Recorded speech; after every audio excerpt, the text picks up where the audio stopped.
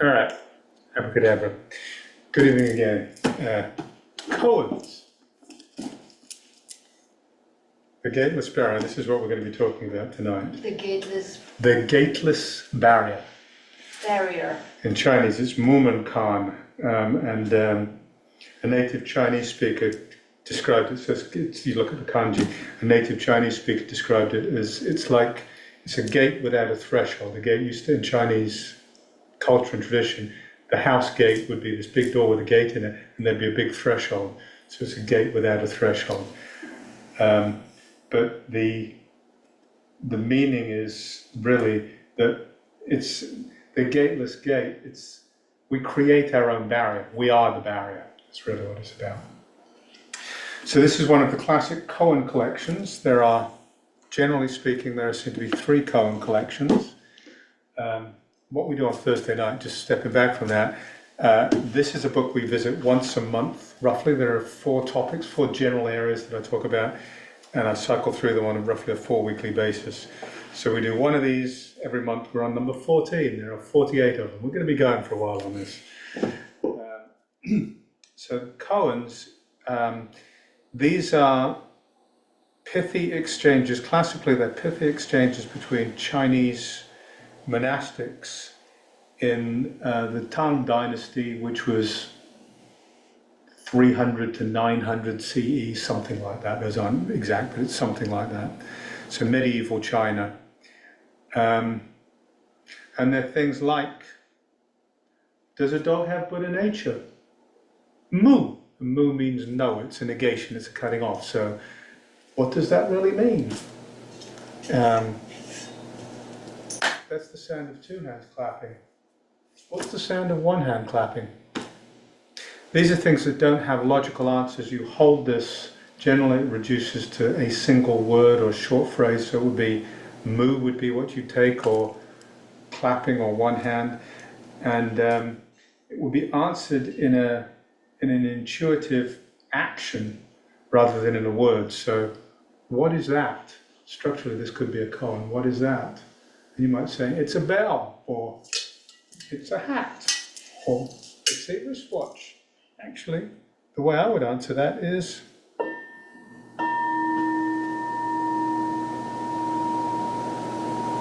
another way of answering that would be to put food in it and start eating. So the answer to does a dog have Buddha nature, mu, is a demonstration in some way of an understanding of emptiness, of non-self, of this Buddha nature thing. So that's what koans are. This collection, the structure of this collection, each of these 14 koans, there's the koan itself, which is the story. Then there is a commentary by Mumon, who was the monk who collected these. And so there's his short commentary on it. Then he wrote a poem as well. So there's a short poem. And then the person who put this book together, which is a commentary on the koans, there is his commentary. His name's Shibayama. It's 20 years old probably, this book, so I don't know if he's alive still, but he was one of the senior figures in the Japanese Rinzai tradition, and it is still my favorite commentary on this particular collection. So what we will do this evening, I will read the koan, the commentary, and the poem, and then I'll talk for a little bit, and then I'll talk through the koan, the commentary, and the poem again I'll read them again with commentary as we go through, and then I'll stop talking, I'll push stop record, and we will discuss this together and see what it brings up for everybody here. So, all right, Nansen kills a cat is this particular koan. Here's the koan. Once the monks of the Eastern Hall and the Western Hall were disputing about a cat. Nansen, who was the abbot, holding up the cat, said, "Monks, if you can say a word of Zen, I will spare the cat. If you cannot, I will kill it." No monk could answer. Nansen finally killed the cat. In the evening, when Joshu came back, Nansen told him of the incident. Joshu, who was one of the other monastics there, took off his sandal, put it on his head, and walked off. Nansen said, "If you had been there, I could have saved the cat. So we'll talk about that in a minute. His commentary. You tell me, what is the real meaning of Joshu's putting his sandal on his head? If you can give the turning words on this point, you will see that Nansen's action was not in vain. If you cannot, beware. And then the poem. Had Joshu only been there, he would have taken action. Had he snatched the sword away, Nansen would have begged for his life.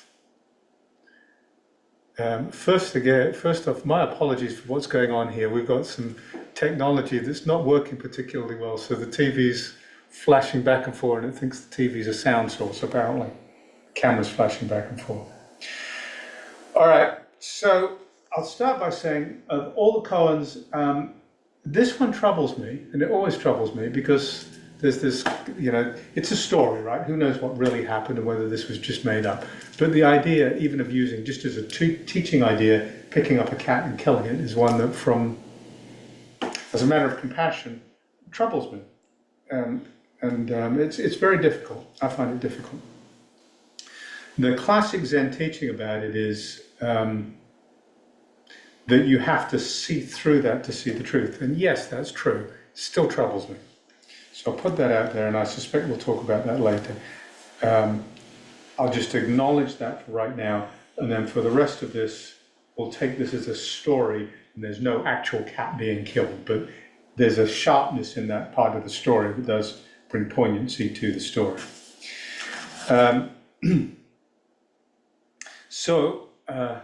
As with all of these koans, there's a key point in here, which is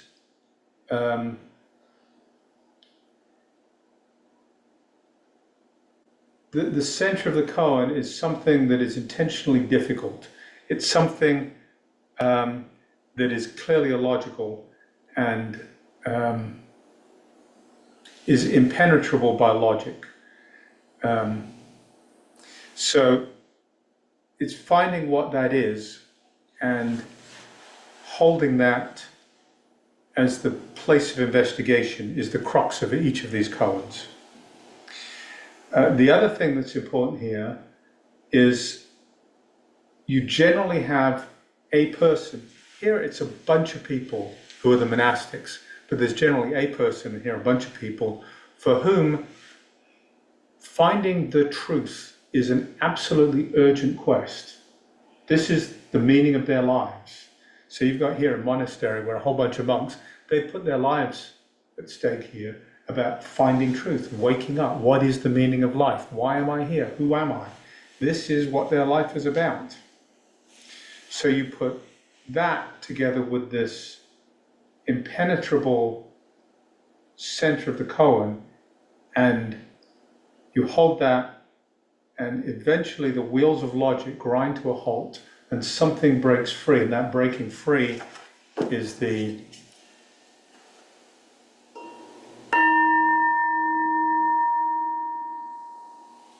or it may be slapping the abbot upside the head, or it may be putting your sandals on your head and walking out the door. All right, so Nansen and Joshu, each of them individually probably shows up in more of the classic koan collections than anybody other than the other one of them. These are two of the great characters of Chinese Zen.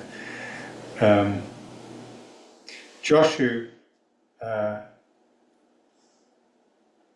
that's enough. There are some stories about them, but they're two real characters. So the monks of the Eastern Hall and the Western Hall were disputing about a cat. It's not clear what disputing about a cat means.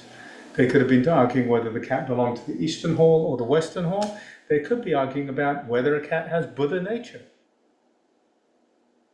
What is this Buddha nature? This is the essence of being. It's like the non-self out of which everything emerges. So who knows what they were arguing about? They were arguing about this cat. Nansen, holding up the cat, said, "Monks, if you can say a word of Zen, I will spare the cat." So first off, what is this word of Zen? Another koan we talked about is Gute's one finger. Whenever anybody asked Gute a question, he would hold up one finger. It's Gute's one finger Zen. That is a word of Zen.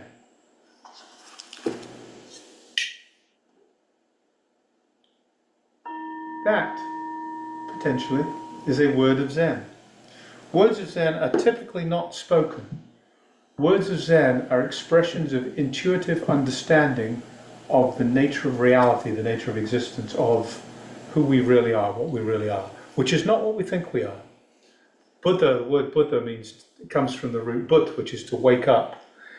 And Buddha's experience, and why that epithet landed on him, is just as we woke up this morning from a dream state, and when we were asleep, our dreams seemed real. It seemed like that was what was going on, and people have nightmares and they wake up in cold sweats because it seems like reality. When we wake up from the dream, we say, oh, thank goodness, that was just a dream.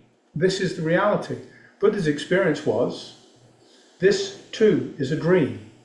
And waking up, Buddha, waking up from this has just the same shift in perception as waking up from a nighttime dream is. We see, not that this doesn't exist, but we see it is absolutely not what we think it is. There are people who think they are people, dogs and cats who think they're dogs. Well, they don't think they're dogs and cats. Dogs and cats that are sentient. And there's suffering. This thinking was something causes suffering for that thing and for everything else. So it's not to deny that, but it is to say that to wake up from this is to see it completely differently. Completely differently. So the word of Zen is an intuitive expression that can be words, but it's, action is the more powerful way of doing it.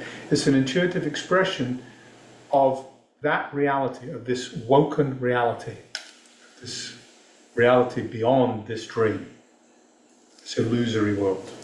That's the word of Zen. In other commentaries, in other translations, he doesn't talk about killing the cat, he talks about cutting the cat in two. So the vision, and I think it's an important part of the story here, the picture you should have is of this cartoonish set of frames, because we're not having somebody actually kill a cat here, this cartoonish set of frames where you've got the abbot holding the cat in one hand and a knife in the other to cut the cat in two. Now, another way of that same phraseology in medieval China meant cutting off like a finger or a hand or something. It was a way of punishment. So it doesn't necessarily mean cutting in two, but there's a cutting here.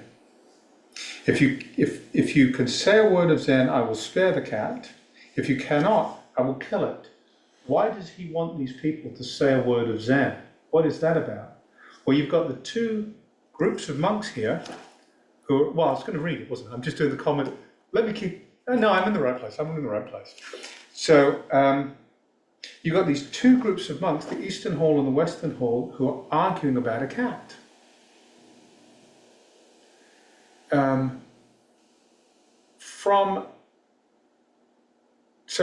cat, there is no cat. They're literally, to Nansen and Joshu, there is no cat. Cat is a construct.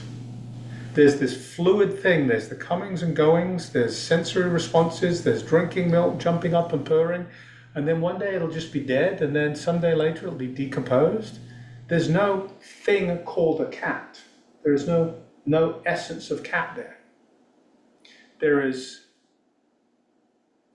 as a practical matter, we identify what's going on over there as catness, and so we call it a cat just for practical purposes so we can move around and live in the world. But to say there's a cat as in something that is worth hanging on to, something that we want to get caught in stories or arguments about, it's ridiculous.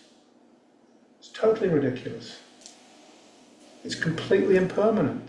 It doesn't last more than 20 years. Several years ago, it was a sparkle in its mother's and father's eye. And in another 10 years, it will have decomposed. So there's nothing there to hold on to. Constantly shedding fur, constantly eating, and it is literally what it's eating. So the idea of arguing about a cat, two groups of monks arguing about a cat, they just are missing the point. they should be seeing the impermanence of the cat. They should be seeing that getting caught up around stories of cat, any kind of story about a cat, can only cause dukkha or suffering for themselves and for the people they're arguing with. Holding on to views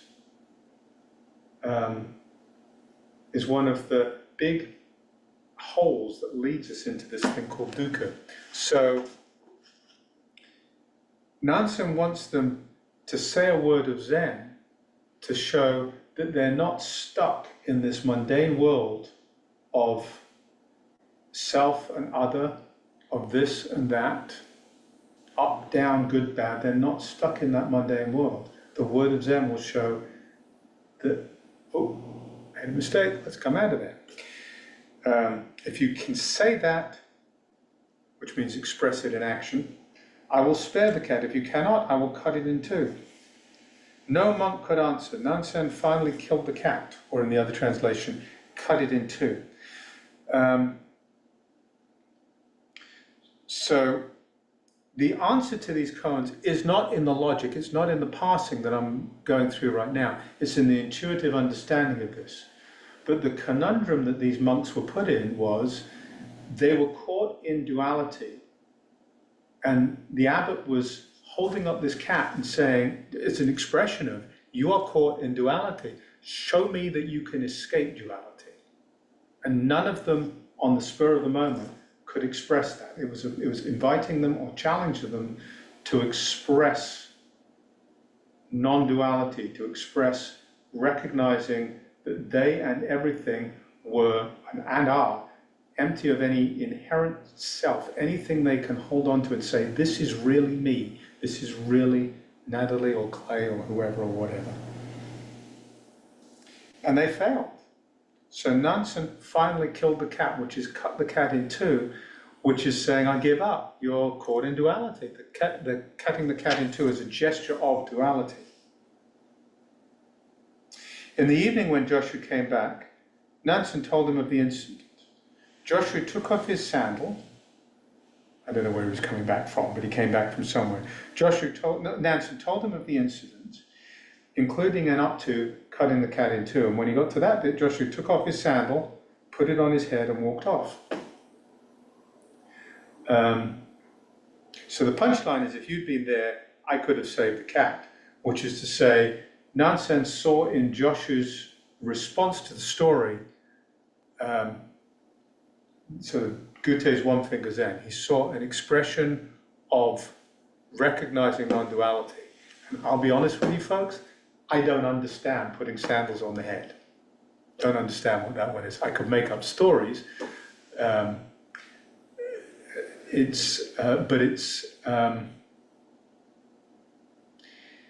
There's something in there that is a gesture of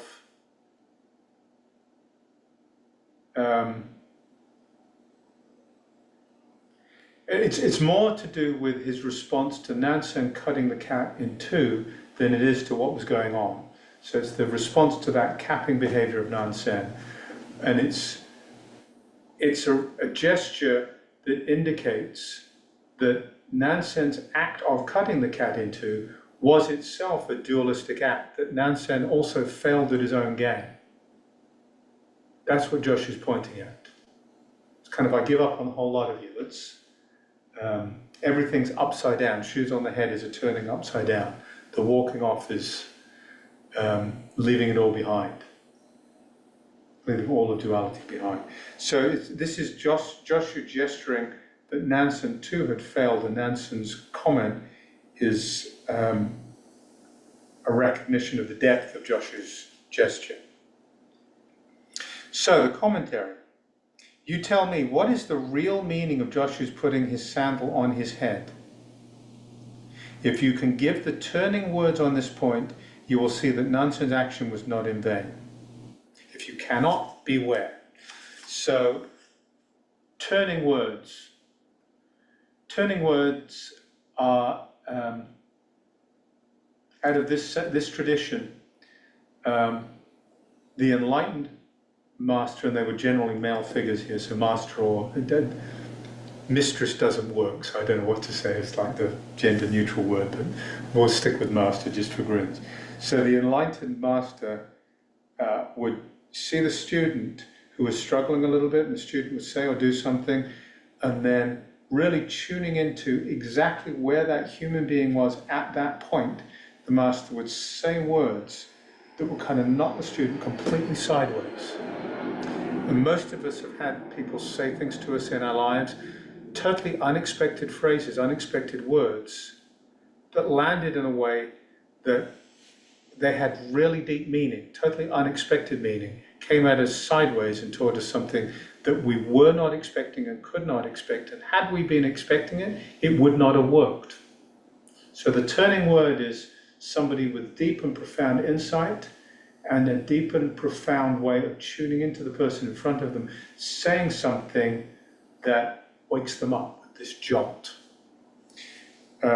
So if you can give the turning words on this point, if you can find a way of expressing what Joshua did at this point, which is clearly what I'm failing to do, that is able to land with that deep penetrating way, you will see that Nansen's action was not in vain. The other thing this is pointing out is, as you read these Chinese and Japanese stories of these monastics, they're constantly engaged in action because they can't be otherwise. And their action, while they're working to express the non-dual in ways that help the students, they're constantly coming back into dealing with stuff and acknowledging they're dealing with stuff. And in doing so, in an important sense, they're failing because they're not living a non-dual life, but it can be a profound way of helping others move into that non-duality. So the Nansen's action by coming back into the world, if you will, it can be a useful action in that it helps other people escape the world. Those words are wrong. It's not about being in the world, because we are in the world, and it's not denying being in the world. It's being in the world in a way that is engaged in the story of suffering, because suffering is not a necessary part of this existence.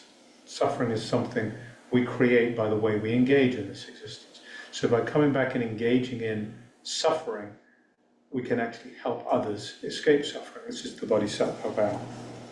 So if you can give the turning words on this point, you'll see that what Nansen was doing, if you give the turning points, then Nansen's action was not in vain. If you fail, then it was all for naught, and there's just suffering coming out of this. So the poet, had Joshua only been there, he would have taken action. Had he snatched the sword away, the sword with which Nansen cut the cat, but also just in a general term, the sword of discrimination, which was being revealed by the behavior of the monks in the two houses, and also being revealed by the way Nansen was reacting to what was going on. Because Nansen was creating a duality by the way he reacted to it. So had Joshua been there, he would have taken action, and had he snatched that sort of duality away, Nansen would have begged for his life. Which is also a euphemistic way of saying he would have said thank you.